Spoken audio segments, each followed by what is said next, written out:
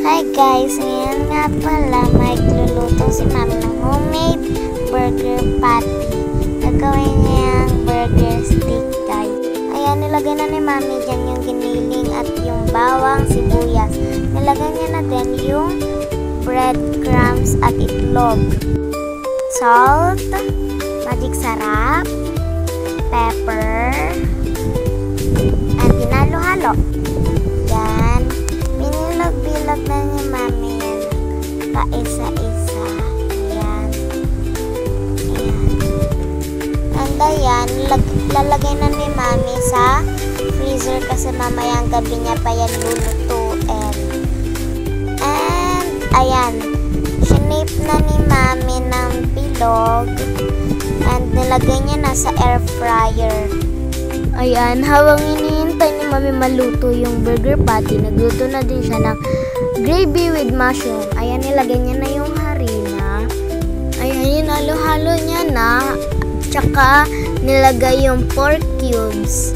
Ayan, nilagay niya na din yung mushroom. At yan, nilagyan ng tubig. Hinalo-halo. Nilagay niya na yan dyan. Yan, hinalo-halo. Nilagay yung all-purpose cream. Hinalo-halo ulit. Toyo. Ayan, hinalo-halo. At ayan. Ayan, luto na nga pala ang burger stick.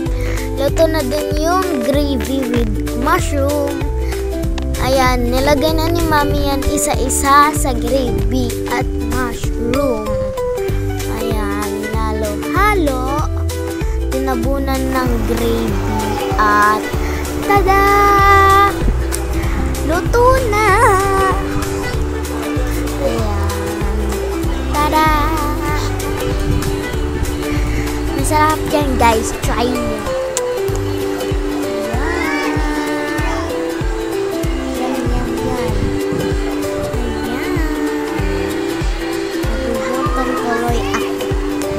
Alam niyo ba guys, kaming tatlong magkakapatid, favorite namin yung gravy, lalo na yung luto ng mami ko. Pinag-voice over lang ako ni Mami, pero bawal talaga ako mag-cellphone. Ayan. And ayan, kumakain na nga kami niya. Ayan, nanonood ako ng Squid Game habang kumakain. At ayan, si Amora, ayan. Sarap yan. O, diba?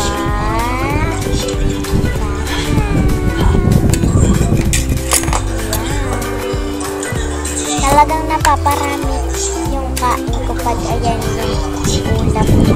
Ayan. Lalo na sa gravy.